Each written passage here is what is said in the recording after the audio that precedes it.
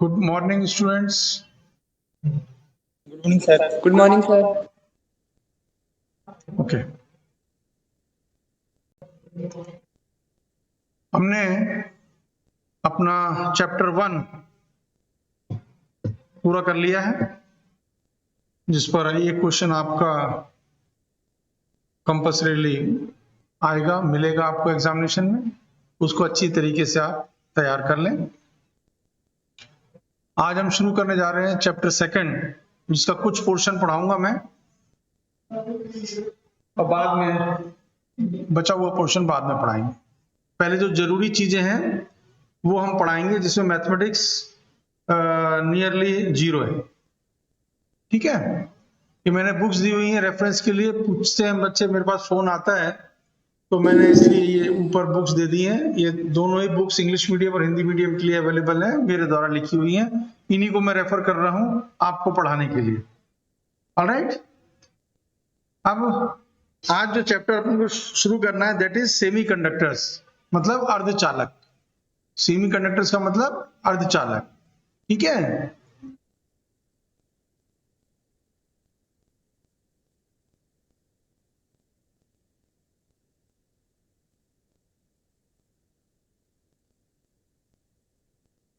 अर्धचालक। ठीक है, अब इसको पढ़ने की क्या आवश्यकता है? क्यों हम पढ़ना चाह रहे हैं इसको? क्योंकि ये बेसिक चीज है हमारे इलेक्ट्रॉनिक्स के लिए, जितनी भी डिवाइसेस हैं उनके लिए। तो उसके पहले तो देखें कि इलेक्ट्रॉनिक्स क्या चीज है। What is electronics? इलेक्ट्रॉनिक्स में अपन क्या पढ़ते हैं? इलेक्ट्रॉनिक्स में अपन पढ़ते हैं कि किसी गैस, वैक्यूम या सेमीकंडक्टर्स में जो आवेश हैं, चार्जेस हैं, उनके मोशन के बारे में। ऑलराइट, तो इलेक्ट्रॉनिक्स में हम क्या पढ़ रहे हैं? We are studying the scientific phenomena of the motion of charges in gas और वैक्यूम और सेमीकंडक्टर्स। ठीक है, और आज के युग में जो है इलेक्ट्रॉनिक्स, वो ज्यादा से ज्यादा ट्रांजिस्टर्स और दूसरी तरह के चिप्स वगैरह जो आ गए हैं, उनके सर्किट की स्टडी अपन इलेक्ट्रॉनिक्स में करते हैं। आज के युग को अपन इलेक्ट्रॉनिक्स का युग कहते हैं। क्यों कहते हैं इलेक्ट्रॉनिक्स का युग? क्योंकि इसकी एप्लीकेशंस हमारी हर जगह है इलेक्ट्रॉनिक्स का। है, जैसे आप एम्पलीफिकेशन ले लें, हैं, रेक्टिफिकेशन ले लें, मतलब प्रवर्धन, आपका रेक्टिफिकेशन, ठीक है, communication, control of power generation, calculators, use in biomedical equipments, microprocessors, computers, consumer electronics, photo electricity and so on. मतलब बहुत सारे, हर जगह आप पाएंगे इसका यूज है। इसलिए हमें इसको पढ़ना आवश्यक है। अब दूसरी चीज कि इन सब चीजों की तो जरूरत है, परंतु सेमीकंडक्टर्स हम क्यों पढ़ें, अर्धचालक क्यों पढ़ें?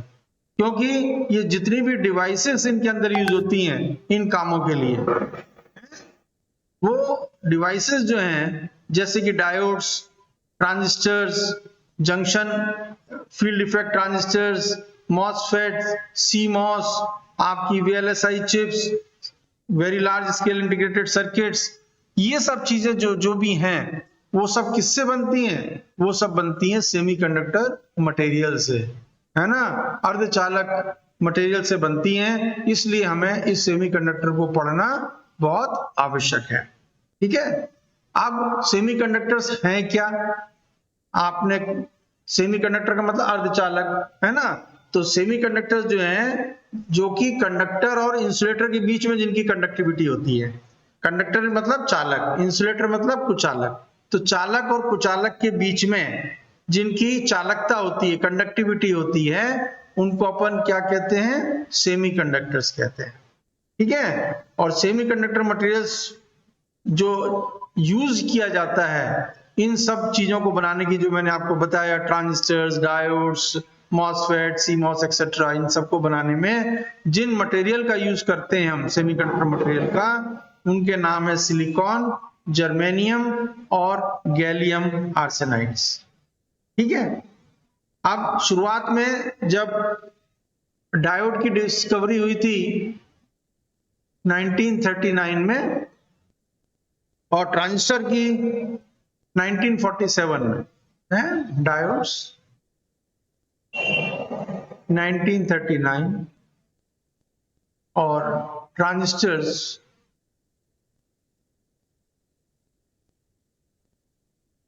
1947। ठीक है, ये जब हुई थी, डिस्कवरी हुई थी, तो इनमें हम किसका यूज करते थे? जर्मेनियम का, जर्मेनियम सेमीकंडक्टर।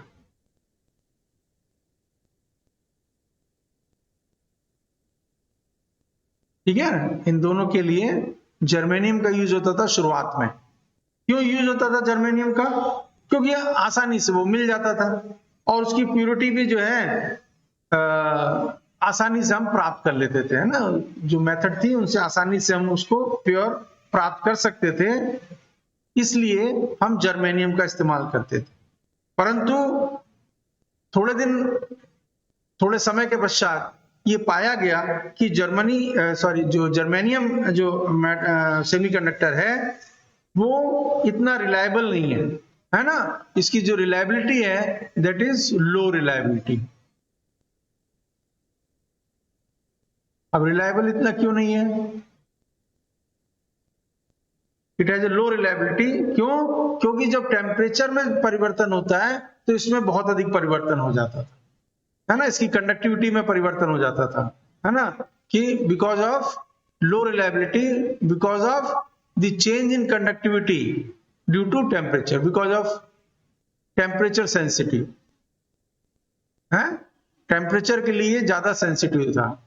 ठीक है ना, इसलिए जर्मेनियम जो है रिलायबल नहीं था, क्योंकि टेम्परेचर बढ़ गया तो इसकी कंडक्टिविटी चेंज हो गई, तो उसके सारे के सारे जो कैरेक्टरिस्टिक्स है वो चेंज हो जाती थी। ठीक है, तब जो है 1954 में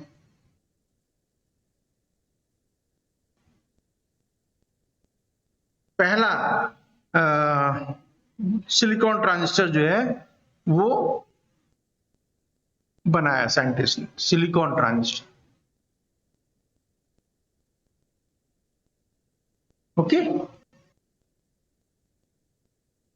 ये जो सिलिकॉन ट्रांजिस्टर था ये टेम्परेचर सेंसिटिविटी जो इसकी थी वो लो थी, है ना, लो या लेस कहते हैं अपन, है ना, लो की जगह लेस टेम्परेचर सेंसिटिविटी। किसकी तुलना में? जर्मेनियम की तुलना में। इसलिए ये ज्यादा रिलायबल हो गया है। इसकी जो टेम्परेचर सेंसिटिविटी थी वो जर्मेनियम की तुलना में कम थी, तो ये इसलिए इसकी रिलायबिलिटी ज्यादा थी और ये मिल भी बहुत अधिक मात्रा में रहा था अर्थ पर, ये बहुत अधिक मात्रा में आपको प्राप्त हो जाता था। ठीक है ना। अब जैसे जैसे आगे इलेक्ट्रॉनिक्स में प्रोग्रेस हुई तो ये चाहा गया कि जो स्पीड है वो हमें ज्यादा चाहिए, जिससे कि जल्दी जल्दी जो है कैलकुलेशन ही कर सकें। तो अब स्पीड ज्यादा प्राप्त करने के लिए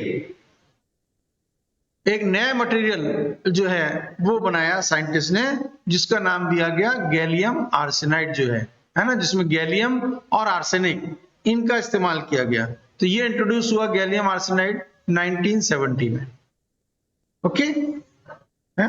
और इसकी जो स्पीड थी that was 5 times that of silicon, है, speed 5 times that of silicon. तो ये कुछ थोड़ी सी आपके लिए एक जानकारी कि क्यों, किस तरह से सेमीकंडक्टर कैसे डेवलपमेंट हुआ, ये सारी की सारी चीजें जो है मैंने आपको भी थोड़ी सी इसमें सेमीकंडक्टर मटेरियल में बताई। अब इसमें देखिए हम किस तरह से ये जो है सेमीकंडक्टर मटेरियल में बॉन्डिंग होती है। तो यहां पर अपन देखेंगे सेमीकंडक्टर मटेरियल को कि सिलिकॉन जर्मेनियम ले लें चाहे गैलियम आर्सेनाइड ले लें, हैं, तो उसको स्टडी करने के लिए क्यों ऐसा वो सेमीकंडक्टर की तरह काम करता है, तो हमें उसका एटॉमिक स्ट्रक्चर पढ़ना जरूरी है। शायद आपको 12th क्लास में थोड़ा बहुत पढ़ाया गया होगा, इतने डिटेल में हो सकता ना हो, तो अपन इनको समझेंगे, हैं, क्योंकि ये समझे बगैर हमारा सेमीकंडक्टर कैसे काम करते हैं वो हमें अच्छी तरीके से समझ में नहीं आएगा। तो इसलिए यहां पर अपन ये देखेंगे कि इसमें क्या होता है, इनके एटम में क्या होता है। तो आप जैसा देख रहे हो सिलिकॉन एटम यदि अपन लें तो सिलिकॉन एटम में आपके 3 शेल हैं, है ना, के शेल, एल शेल और एम शेल। आप जानते हो जैसे कि के शेल में जो है वो 2 इलेक्ट्रॉन्स होते हैं, है ना, मैक्सिमम। एल में आपके 8 इलेक्ट्रॉन्स होते हैं मैक्सिमम, ठीक है ना, एंड सो ऑन। इस तरह से जो है 2, 8, 18 एंड सो ऑन ये भरते जाते हैं। तो आप यदि सिलिकॉन का स्ट्रक्चर देखें तो सिलिकॉन के स्ट्रक्चर में आप देखो इनरमोस्ट शेल में आपके 2 हैं, फिर 8 है, और आउटरमोस्ट शेल जो है इसमें 4 इलेक्ट्रॉन है, ठीक है ना। तो टोटल कितने हो गए, 14 इलेक्ट्रॉन। तो सिलिकॉन में टोटल 14 इलेक्ट्रॉन है जो कि न्यूक्लियस के चारों तरफ जो है वो ऑर्बिट कर रहे हैं, है ना। There are 14 electrons which are orbiting around the nucleus of the atom, ठीक है। जर्मेनियम में यदि आप देखें तो जर्मेनियम में यहां पर 4 शेल हो गई, KLMN। तो यहां पर क्या है, 2 और 8 10, और इसमें आती है 18, 18 10 28 और 4 32। तो यहां पर जो है 32 इलेक्ट्रॉन्स हैं, परंतु आउटर मोस्ट शेल में आप क्या देख रहे हो, 4 इलेक्ट्रॉन। आउटर मोस्ट शेल में 4 इलेक्ट्रॉन है। और यदि अपन गैलियम आर्सेनाइड को देखें तो आप देखेंगे कि गैलियम में देखिए यहां पर 31 इलेक्ट्रॉन्स हैं गैलियम में टोटल। आउटर मोस्ट ऑर्बिट में 3 इलेक्ट्रॉन है, टोटल 31 इलेक्ट्रॉन्स हैं। और जो आउटर मोस्ट ऑर्बिट है हमारा, तो 1 2 और 3 इलेक्ट्रॉन है। आर्सेनिक में हमारे जो टोटल है दे आर 33 इलेक्ट्रॉन्स हैं। और आउटर मोस्ट ऑर्बिट में कितने हैं, 1 2 3 4 और 5। ऑलराइट, तो अब ये किस तरह से जो है बॉन्डिंग होती है इनकी वो अपने को देखना है। तो यहां पर जैसे आप देखें आपके सिलिकॉन और जर्मेनियम में, तो सिलिकॉन और जर्मेनियम इनमें तो आउटर मोस्ट 4 इलेक्ट्रॉन्स हैं, वो दूसरे एटम के 4 इलेक्ट्रॉन के साथ मिलकर कोवैलेंट बॉन्ड बनाते हैं।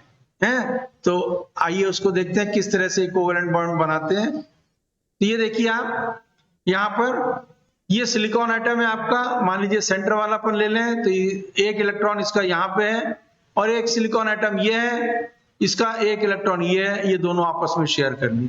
तो ये क्या बन गया आपका, कोवैलेंट बॉन्ड बन गया। This is your covalent bond.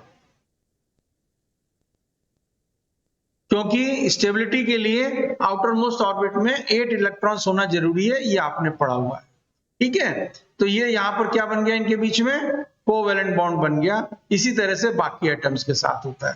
तो इस तरह से जो 4 वैलेंस, इनको अपन कहते हैं वैलेंस इलेक्ट्रॉन्स, है ना, वैलेंस इलेक्ट्रॉन्स, 4 वैलेंस इलेक्ट्रॉन्स, ठीक है आउटर मोस्ट शेल में जो होते हैं, ठीक है।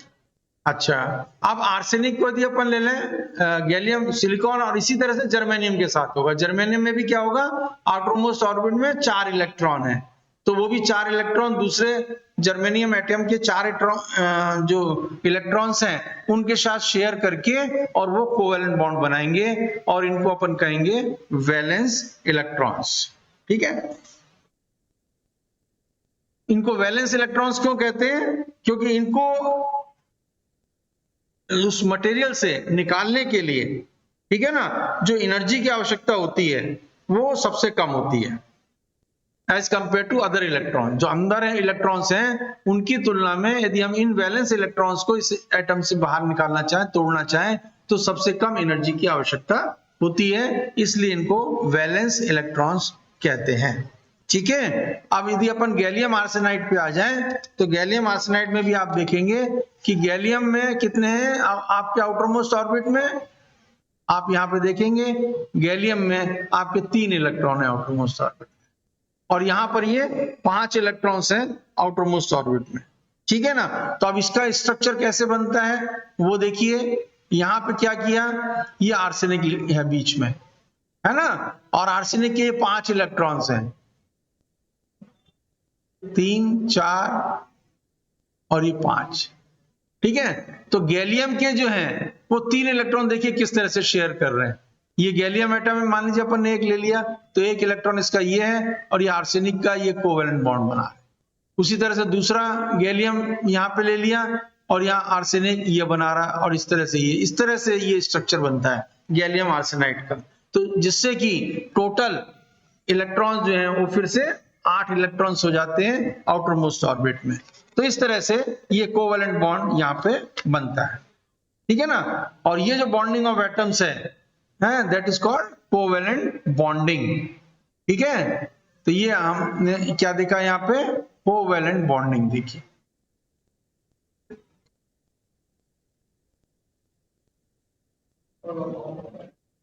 ठीक, यहां तक किसी को कोई डाउट है तो पूछ लें।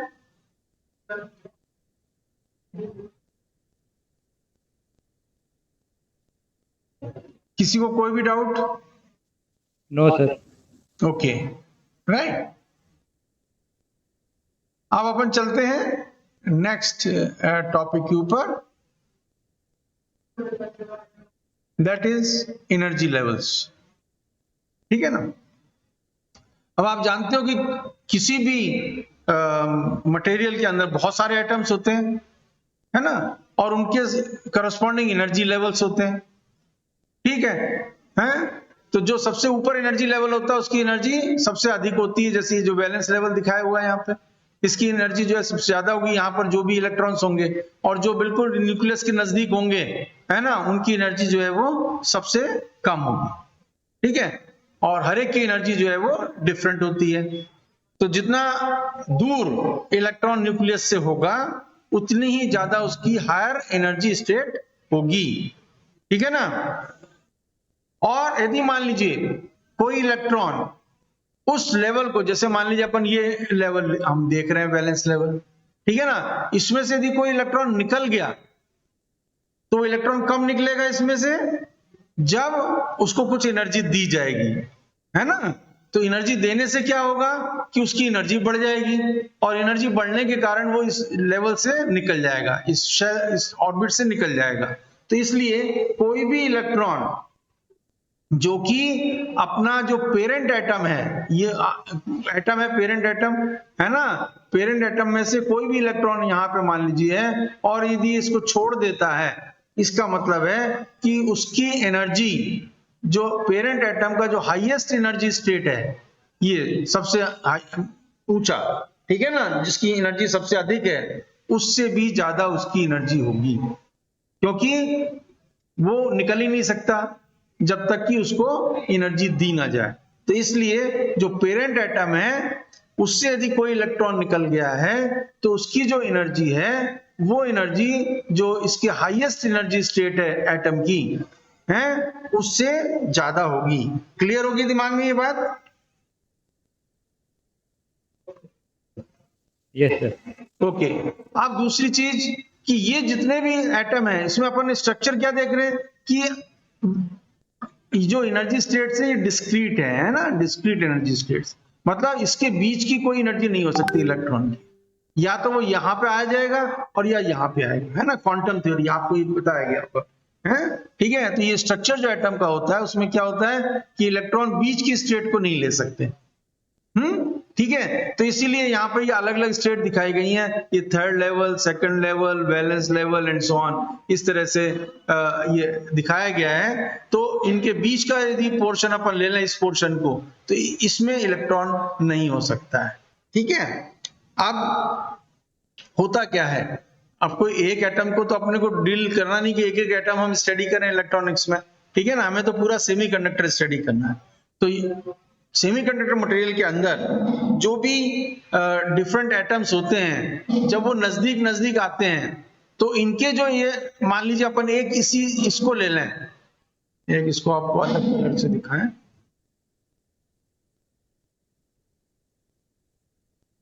सपोज ये लेवल ले लें, सपोज है ना, इसको देख लें, ये मान लीजिए किसी एक एटम की लेवल है। ठीक है, अब यदि मान लीजिए दो एटम नजदीक आ गए हैं दो एटम यदि हमने नजदीक ले लिए,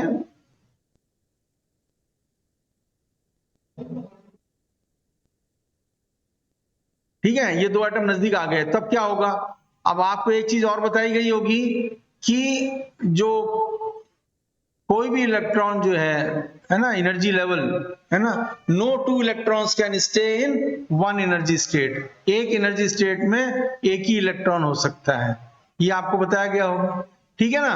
तो यहां पर जब ये दो एटम नजदीक आते हैं, और यदि अपन मान लीजिए अपने आउटर मोस्ट शेल की ही बात कर लें, हैं, तो यहां क्या करते हैं फिर वो कि जो इलेक्ट्रॉन्स हैं वो इनके नजदीक नजदीक, जैसे ये मान लीजिए ये ओरिजिनल इनका एनर्जी लेवल है, तो उसके जो है ये बिल्कुल पास पास इनकी दो स्टेट बन जाती हैं अलग अलग, क्योंकि एक स्टेट में एक ही इलेक्ट्रॉन रह सकता है, इसलिए ये पास पास इनकी स्टेट्स बन जाएंगी, और इसी तरह से बनता चला जाएगा। तो यहाँ पर कोई एक एटम तो है नहीं, यहाँ एटम की संख्या लाखों में है, तो ये जो एनर्जी स्टेट्स हैं ये नजदीक नजदीक इसके बन जाते हैं, और इतने नजदीक हो जाते हैं कि ये एक बैंड की तरह बन जाते हैं, है ना। तो ये क्या होता है, कंटिन्यूअस रीजन बन जाता है, जैसे इस तरह से, और ये पूरा का पूरा कंटिन्यूअस रीजन बन जाएगा आपके एनर्जी लेवल्स का, राइट। तो इसको अपन क्या बोलते हैं, बैंड है, एनर्जी बैंड। इस तरह से जब कई बहुत ज्यादा संख्या में एटम्स होते हैं, तो वहां पर क्या बन जाता है, फॉर्मेशन किसका हो जाता है, एनर्जी बैंड का फॉर्मेशन हो जाता है, क्योंकि कोई भी दो इलेक्ट्रॉन एक एनर्जी स्टेट में नहीं रह सकते, इसलिए उनके नजदीक नजदीक एनर्जी स्टेट बना के ये बैंड फॉर्मेशन होता है, ठीक है। इस फॉर्मेशन को हमने यहां पे दिखाया हुआ, देखिए, है? ये एनर्जी लेवल है। ये तीन तरह के जो मटेरियल हैं, एक आपका इंसुलेटर, इसमें एन गायब है, एन होना चाहिए, insulator, this is semiconductor and this is conductor, ठीक है ना। तो हम क्या देख रहे हैं, यहां पर एक कंडक्शन बैंड दिखाया हुआ है आपको, और ये वैलेंस बैंड दिखाया हुआ है। तो वैलेंस बैंड में तो जो हमारा एक नॉर्मल वे में जो इलेक्ट्रॉन्स होते हैं वो सब किस में होते हैं, वैलेंस बैंड में होते हैं, ठीक है ना। और वैलेंस बैंड और कंडक्शन बैंड, इनके बीच में कुछ गैप दिखाया हुआ है यहाँ पर इंसुलेटर के केस में, जो कि 5 इलेक्ट्रॉन वोल्ट से ज्यादा है, that is nearly 7 electron volt के आसपास होता है, ठीक है। तो कंडक्शन बैंड वो बैंड है, इसमें इलेक्ट्रॉन का आना आवश्यक है, जब तक वो कंडक्शन बैंड में नहीं पहुंचेगा है, तब तक वो इलेक्ट्रिसिटी के कंडक्शन के लिए, मतलब धारा के प्रवाह के लिए जो है वो अवेलेबल नहीं होता, ठीक है। तो इसलिए वैलेंस बैंड से कंडक्शन बैंड में इसका पहुंचना आवश्यक है।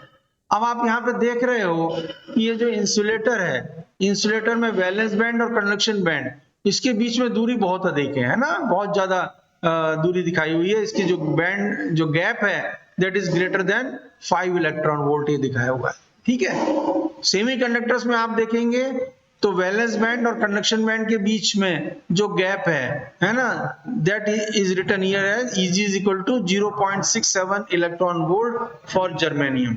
जर्मेनियम के लिए वो सबसे कम होता है, मतलब कहने का कि सबसे कम ऊर्जा की आवश्यकता होगी कंपेयर टू अदर्स।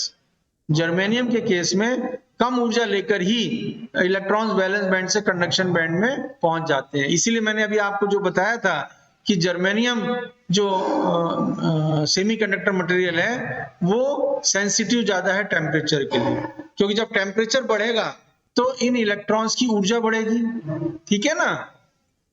और इलेक्ट्रॉन्स की ऊर्जा बढ़ेगी तो उसके कारण क्या होगा, ये हायर स्टेट में जाना चाहेंगे।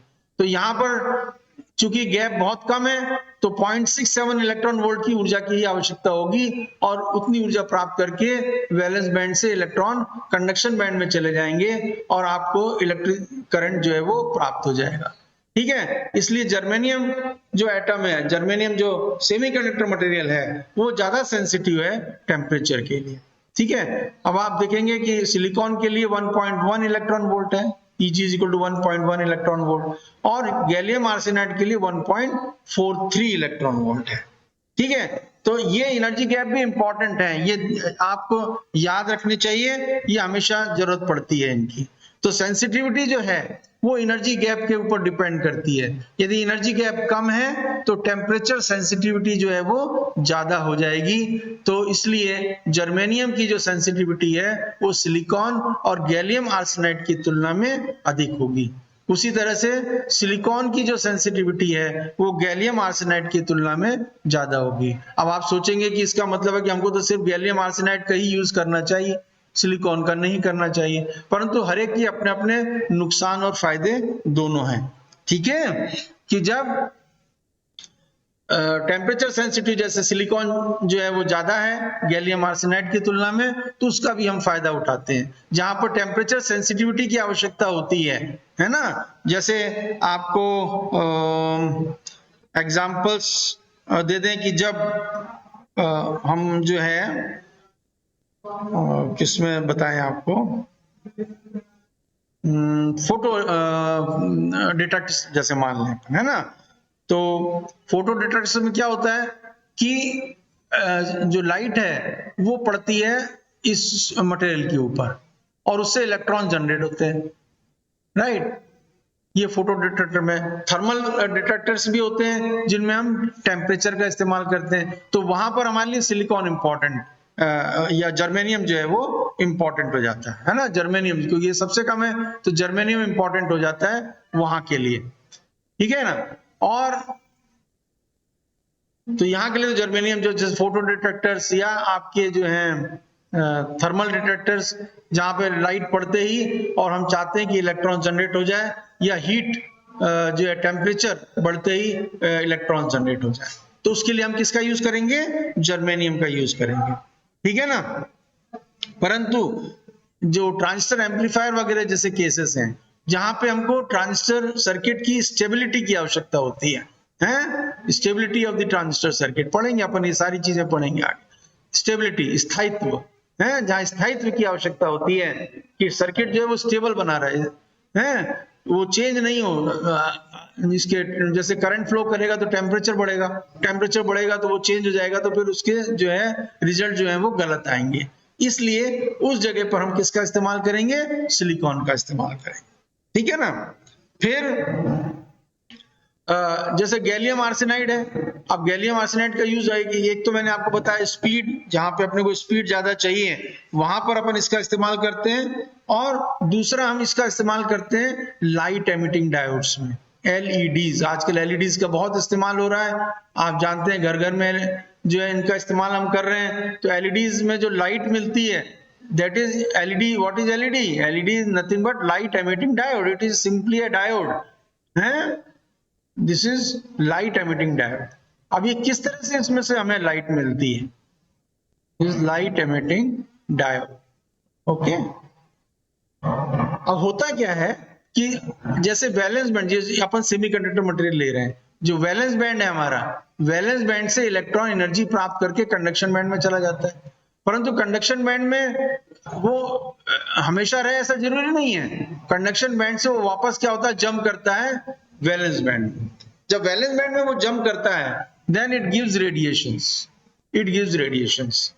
अब ये जो रेडिएशंस हैं जर्मेनियम और सिलिकॉन के केस में, इनकी फ्रीक्वेंसी ऐसी होती है कि वो लाइट हमें नहीं प्राप्त होती, ठीक है। जो गैप है 0.67 इलेक्ट्रॉन वोल्ट या 1.1 इलेक्ट्रॉन वोल्ट, इस गैप में जो भी रेडिएशन मिलता है तो उससे हमको वो लाइट का रेडिएशन नहीं होता, राइट। परंतु जो 1.43 इलेक्ट्रॉन वोल्ट गैलियम आर्सेनाइड के लिए है, इसमें जब ये इलेक्ट्रॉन इतनी एनर्जी प्राप्त करके कंडक्शन बैंड में चला जाता है और वापस जब ये वैलेंस बैंड में आता है तो जो रेडिएशन देता है वो लाइट जो है रेडिएशंस होते हैं, ठीक है। तो यहाँ पर भी हम अलग अलग तरह के इस्तेमाल करते हैं मटेरियल, आपने देखा होगा कुछ एलईडीज ग्रीन होती हैं, कुछ रेड होती हैं, कुछ येलो होती हैं, वो भी अपन देखेंगे बाद में, है ना, कि वहां पर हम क्या कर रहे हैं, किस तरह का इस्तेमाल कर रहे हैं। So that is because of the energy gap, है ना। एनर्जी गैप हम उस हिसाब से कर देते हैं कि वहां पर उस तरह का मटेरियल ले लेते हैं कि वहां आपको रेड लाइट मिल जाए, ग्रीन लाइट मिल जाए, येलो लाइट मिल जाए।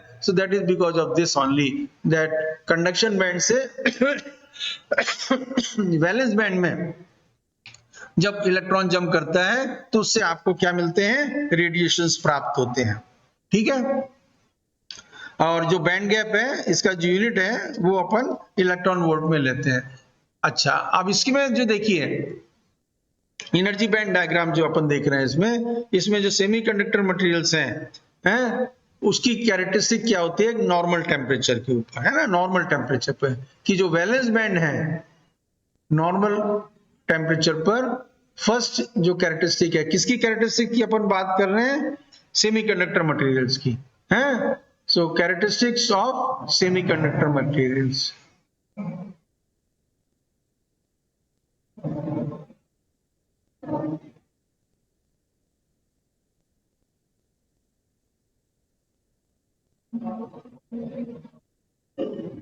कैरेक्टरिस्टिक मतलब विशेषताएं, हैं, विशेषताएं, अर्धचालक पदार्थ की विशेषताएं। क्या विशेषता है, नॉर्मल टेम्परेचर पर पहला जो विशेषता है कि जो वैलेंस बैंड है, मैं वीबी से लिख दे रहा हूं इसको, है ना, पूरा लिखने के बजाय, वैलेंस बैंड जो है दैट इज पार्शियली फिल्ड, मतलब इसमें से कुछ इलेक्ट्रॉन चले गए, किस में चले गए, कंडक्शन बैंड में चले गए। ठीक है ना, पार्शियल है,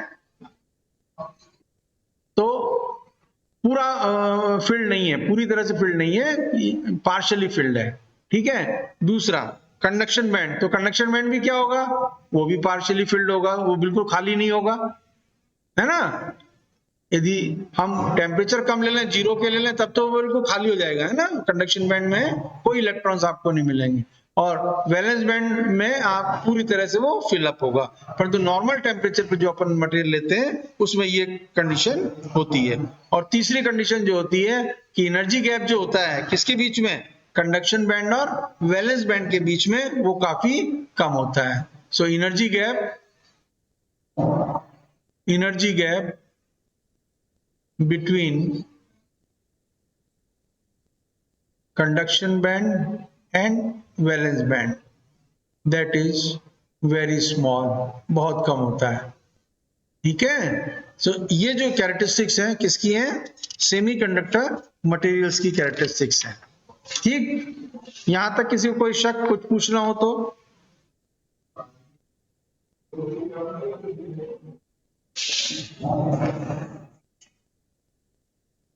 any doubt? No sir. Okay, तो अब चलते हैं अपन अगले टॉपिक के ऊपर, कंडक्टर्स, इंसुलेटर्स एंड सेमीकंडक्टर्स। इनका डिफरेंस देखना है, पूछा जाता है एग्जामिनेशन में। ठीक है ना, है एनर्जी बैंड स्ट्रक्चर पर कंडक्टर मतलब चालक, कुचालक, इंसुलेटर मतलब कुचालक, और सेमीकंडक्टर मतलब अर्धचालक। चालक, कुचालक और अर्धचालक में अंतर समझाइए। ठीक है, तो हम यहां पर ये अंतर देखना चाह रहे हैं कि चालक, कुचालक और अर्धचालक में क्या अंतर होगा। ठीक है, तो आप यहां जैसे क्लियर दिख रहा है आपको, अभी अपन ने थोड़ी देर पहले भी देखा कि जो कंडक्टर्स हैं, कंडक्टर में क्या होगा कि ओवरलैपिंग होगी, कंडक्शन बैंड और वैलेंस बैंड है, तो ये ओवरलैपिंग रीजन दिखा रहे हैं आपको, ये बीच का जो रीजन है दिस इज ओवरलैपिंग, है यहां लिखा हुआ देखिए ओवरलैपिंग। ओवरलैपिंग मतलब एक दूसरे के ऊपर चढ़ गए वो। ठीक है, तो कंडक्शन बैंड और वैलेंस बैंड जो है वो एक दूसरे के ऊपर यहाँ पर चढ़ गए इतने एरिया में। इसका मतलब क्या हुआ कि वैलेंस बैंड से बहुत ही आसानी से कंडक्शन बैंड में इलेक्ट्रॉन प्राप्त हो गए। ठीक है ना, है तो वो फ्री अवेलेबल है वहां पर। तो इसलिए यदि ऐसा कोई मटेरियल होगा, कंडक्टर जो यदि अपन मटेरियल होगा, और इसमें यदि हम कोई इलेक्ट्रिक फील्ड लगा दें, इलेक्ट्रिक फील्ड लगा दें आप, ठीक है ना, तो आसानी से इसमें से इलेक्ट्रॉन का प्रवाह होगा। ठीक है, कहां से, ये इस पॉइंट से, ये आपका जो पॉजिटिव जो है, तो इसकी तरफ आपके इलेक्ट्रॉन चलेंगे, इसकी तरफ इलेक्ट्रॉन, और जो करंट है आपका वो इस तरह से होगा। ठीक है ना, करंट की दिशा हमेशा इलेक्ट्रॉन की दिशा की अपोजिट होती है। तो इस तरह से आपको आसानी से धारा इसमें प्राप्त होती है, और इस तरह, इसलिए इसको हम क्या कहते हैं, चालक, क्योंकि बहुत बढ़िया कंडक्टर हो गया ये, है ना, आपका कंडक्टर जो है ये बहुत ही बढ़िया तरीके से धारा को बहुत आसानी से बहने देता है। ठीक है, तो ये तो है आपका conductor. Then we move to insulator. है, अब इंसुलेटर में क्या है, इंसुलेटर में अपन देख रहे हैं ये तो कंडक्शन बैंड है आपका और ये नीचे वैलेंस बैंड है। अब इनके बीच में जो गैप है, जो है फॉरबिडन एनर्जी गैप लिखा हुआ है, ठीक है ना, Eg that is equal to 6 electron volt. इसकी जो गैप की एनर्जी है वो बहुत ज्यादा है, मतलब यहां से वैलेंस बैंड से इलेक्ट्रॉन्स को कंडक्शन बैंड में ले जाने के लिए 6 इलेक्ट्रॉन वोल्ट कम से कम चाहिए है, जो कि काफी मुश्किल है, ठीक है ना। और यहाँ पर कंडक्शन बैंड जो पूरी तरह से खाली है, क्योंकि नॉर्मल टेम्परेचर पर वैलेंस बैंड से इलेक्ट्रॉन्स कंडक्शन बैंड में नहीं पहुंच सकते, ठीक है। तो यदि हम यहाँ पर इसके अक्रॉस यदि हम इलेक्ट्रिक फील्ड लगा भी दें तो भी जो इतनी एनर्जी इनको नहीं मिल पाती कि ये इलेक्ट्रॉन्स जो है कंडक्शन बैंड में पहुंच सके, और इसलिए यहां पर हमको धारा का प्रवाह नहीं मिलता, ठीक है। तो यहां पर इसका यदि कोई एग्जांपल हम लेना चाहें तो जो डायमंड है, बाकी तो आपको मालूम है वुड है और ये सब चीजें आप ले सकते हो, परंतु डायमंड जो है, डायमंड की एक स्पेशल चीज है कि जब वो कार्बन जो है वो डायमंड के रूप में होता है then it is a insulator, right. और जब ग्रेफाइट के रूप में होता है then it is a conductor. Graphite जैसा कि आप बैटरीज में जो देखते हैं बीच में कार्बन रॉड होती है, that is graphite. So your graphite is a conductor, okay. Same वही कार्बन, दोनों में कार्बन है, डायमंड में भी कार्बन है और ग्रेफाइट में भी कार्बन है, परंतु ग्रेफाइट जो है वो कंडक्टर की तरह इस्तेमाल होता है, ठीक है ना। दोनों का सेम क्रिस्टलाइन स्ट्रक्चर है और डायमंड जो है वो इंसुलेटर की तरह इस्तेमाल होता है, ठीक है। एंड क्यों होता है ये हमने देख लिया। और तीसरा है आपका सेमीकंडक्टर। सेमीकंडक्टर में क्या है, इसकी कंडक्टिविटी जो है वो किसके बीच में है, कंडक्टर्स और इंसुलेटर के बीच में। और यहां पर जैसे आप देख रहे हो ये जो फॉरबिडन एनर्जी गैप है, ये भी गलत लिखा है, यहाँ this should be I, forbidden energy gap है, that is 1.1 electron volt, that is for silicon and 0.67 electron volt is for germanium, ठीक है ना। तो अपन कह सकते हैं नियरली 1 इलेक्ट्रॉन वोल्ट है, नियरली 1 इलेक्ट्रॉन वोल्ट जो है ये बैंड गैप होता है। और इतनी एनर्जी जब अपन इलेक्ट्रिक फील्ड लगाते हैं इसके बीच में, जो सेमीकंडक्टर मटेरियल है इसके बीच में जब हम इलेक्ट्रिक फील्ड लगाते हैं तो हमको कुछ जो इलेक्ट्रॉन्स वैलेंस बैंड में हैं वो कंडक्शन बैंड में जा सकते हैं, कुछ electrons, and they become freely available for the conduction of electricity, ठीक है। तो इस तरह से जो सेमीकंडक्टर्स हैं इसका जो एग्जांपल है वो अपन ने अभी देखा था कि germanium that behaves as a semiconductor, silicon it behaves as a semiconductor, ठीक है, ये चीज हो गई। अब टेम्परेचर के साथ क्या होगा वो देखें।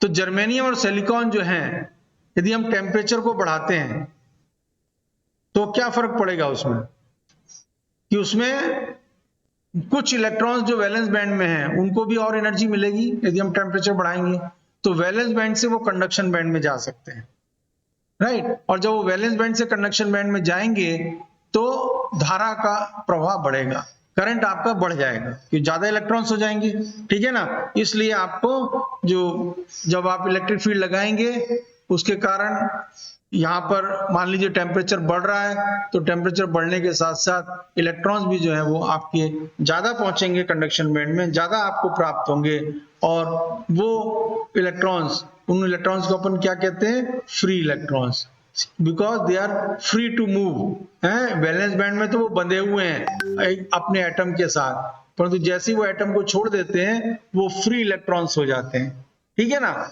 और वो जब भी इलेक्ट्रिक फील्ड लगाते हैं तो फ्री इलेक्ट्रॉन्स जो हैं वो आराम से जो है इसमें ट्रेवल कर सकते हैं, ठीक है। और इन मटेरियल्स को, ये जो पदार्थ हैं आपके सेमीकंडक्टर मटेरियल, क्योंकि इसमें हमने कुछ भी बाहर से कुछ मिलाया नहीं है, सिर्फ ये मटेरियल की ही अपनी व्यवस्था है ना। और इसलिए हम इनको इंट्रिंसिक सेमीकंडक्टर भी कहते हैं। Intrinsic semiconductor. नेज, हिंदी में बोलते हैं नेज, नेज अर्धचालक। इंट्रिंसिक सेमीकंडक्टर, नेज अर्धचालक। ठीक है? अब होगा क्या, एक और चीज देखिए कि जब यहां से इलेक्ट्रॉन्स इसमें चले गए, कंडक्शन बैंड में चले गए, ठीक है, तो इलेक्ट्रॉन जब कंडक्शन बैंड में चले गए तो यहां पर जो एटम है जिसका वो इलेक्ट्रॉन था वो तो वहां से चला गया, तो यहां क्या बन जाएगा, एक होल क्रिएट हो जाएगा। तो अपन कहते हैं यहाँ होल क्रिएट हो गए, पर ये जो इलेक्ट्रॉन चले गए इनके कारण यहाँ पे होल क्रिएट हो गए, जिनको हम सर्कल से दिखाते हैं। और यहाँ पे जो इलेक्ट्रॉन्स हैं उनको डॉट से दिखाते हैं, डॉट से। ये इलेक्ट्रॉन्स यहाँ चले गए हैं और ये होल्स जो है वो यहाँ पे क्रिएट हो गए, वहां से वो निकल गए, तो वहां क्या बन गया, होल बन गया। तो इसको अपन कहते हैं होल।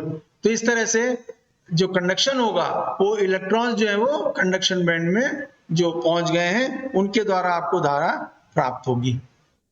क्लियर हो गया ये? Any doubt? Yes sir.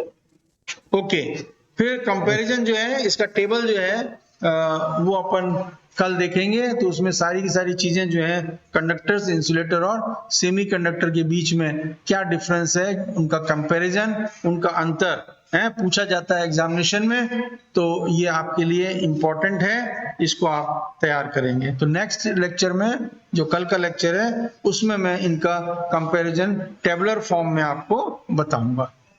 Okay.